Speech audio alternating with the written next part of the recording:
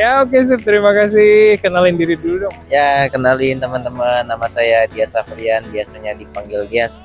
Sekarang saya lagi di semester 7 Prodi Bahasa dan Kebudayaan Jepang. Oke. Sip, ya. Angkatan berapa sih? Angkatan 2022, Sensei. Oke. Ya, minasang, saya wawancara Dias kali ini karena Dias baru pulang dari, nggak baru juga sih ya. Udah lama, Sensei. 3 Pulang bulan pulang dari magang di Alpico Hotel, Sensei. letaknya di mana?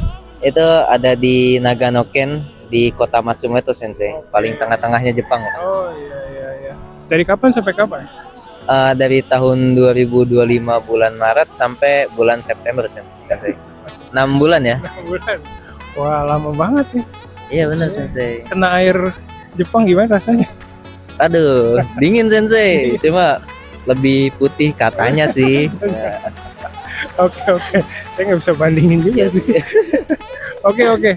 Kalau yang mau bandingin, ada juga ya konten dia sebelum berangkat ya. Iya, ada juga, Sensei. Bandingin tuh. Udah lama di sini, Sensei. Balik lagi, Sensei. Oh iya. Udah jadi orang Indonesia lagi. Iya, betul. Udah balik ke setelan pabrik. Aduh. Oke, Dias. Kemarin di Alpico ngapain aja? Melakukan internship di hotel itu untuk kerjaannya, Sensei ya. Iya, isi kerjanya. Oke, untuk kerjaannya itu ada guest service, terus jadi chori, front desk, kaijo setsue, terus sama yang terakhir itu araiba, Sensei. Oh, kalau Araiba itu tempat cuci. Iya, tempat Cuci apa? Cuci peralatan yang bekas pakai sama Okyaku-san, Sensei. Kalau Chori apa? Chori itu jadi koki, Sensei. Jadi kita bikin makanan. Terus tadi ada Kaijo apa gitu? Kaijo setsue itu untuk menata ruangan, Sensei. Jadi kalau ada Okyaku-san yang pesan ruangan untuk suatu acara, kita yang menata gitu, Sensei.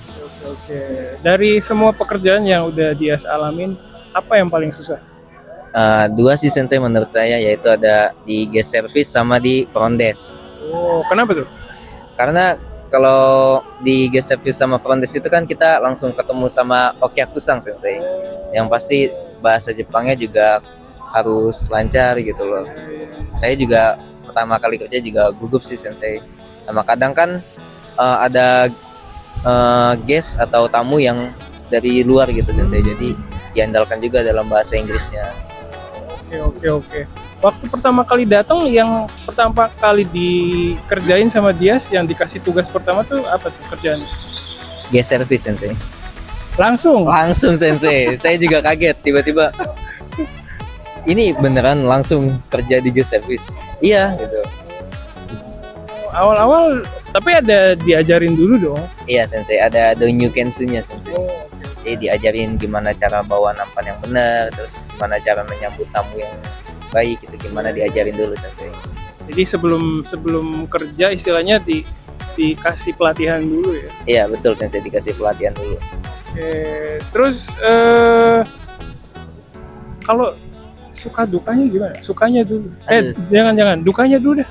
Dukanya dulu ya, Sensei. Mungkin kalau dukanya itu karena baru pertama kali merantau, pasti kangen sama orang tua, Sensei. Itu pasti ya, Sensei ya. Dan untuk sukanya itu ya ke Jepang gitu. Akhirnya pengen banget dari kecil ke Jepang, bisa kesampaian juga lewat internship ini gitu, Sensei. Oke. Dari pengalaman yang dia sudah dapat nih, manfaat yang paling kerasa tuh apa? Di bagian kemampuan bahasa Jepang yang lebih meningkat sama relasi, Sensei. Oh, jadi ada bisa buat networking gitu ya. Iya, betul, Sensei. Dan ada kesempatan juga bisa kembali bekerja sebagai karyawan tetap di perusahaan Alpico. Jadi rencananya lulus, habis lulus mau langsung balik lagi ke Alpico, Sensei. itu gimana tuh jalurnya? Jalurnya itu mungkin melalui visa Gijinkoku ya, Sensei. Jadi kita emang harus lulus dulu dari kampus, dapat gelar S1, lalu bisa dapat visa itu, Sensei. Jadi nanti begitu lulus udah dapat ijazah, hubungin Alpico-nya terus Ya. kerja gitu ya. Ya, wawancara dulu baru kerja, Sensei. Ya. Waduh, masa depan cerah nih. Amin. Oke, terakhir nih, pengalaman unik selama di Jepang apa tuh? Selama 6 bulan di sana. banyak sesuatu hal yang saya kaget sih Sensei. Mungkin saya sudah tahu, dikasih tahu beberapa dosen yang cerita tentang pengalamannya di Jepang, tapi setelah merasakannya secara langsung ternyata kukira itu cuma kayak bohongan aja atau kayak cuma dosen yang beberapa dosen aja yang mengalami hal itu. Ternyata saya juga mengalami gitu Sensei. Apa tuh? Contohnya saat cerita dari Berta Sensei, kalau kita ke Uniqlo kita ke bagian paling belakang terus paling bawah rak Uniqlo itu harganya itu paling murah Sensei. Kalau Uniqlo di Jepang tipsnya kayak gitu ya Minasang. Oh iya. Apalagi pengalaman?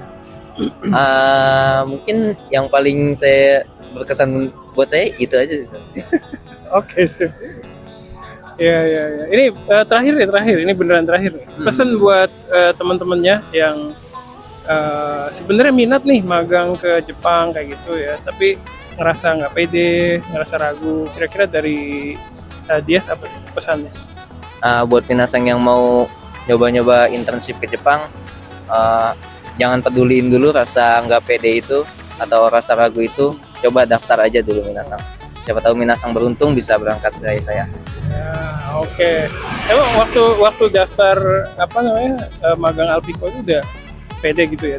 Saya kayaknya keterima gitu. Enggak Sensei, nggak pede sama sekali bener. Kayak pikir pasti saingannya susah atau saingannya banyak gitu, sama khawatir kemampuan bahasa Jepang juga Sensei. Oh, oke.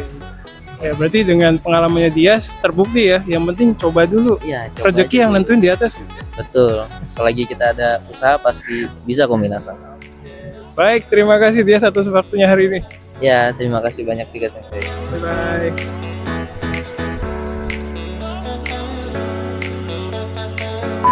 Katanya dapat pacar. Enggak. Enggak, Sensei, enggak. Katanya dapat pacar. Enggak. Emang. Ya, Sensei, enggak dapet. Itu gosip. Gosip doang Sensei, gosip. Aduh. Udah putus. Enggak dapat Sensei beneran. Serius.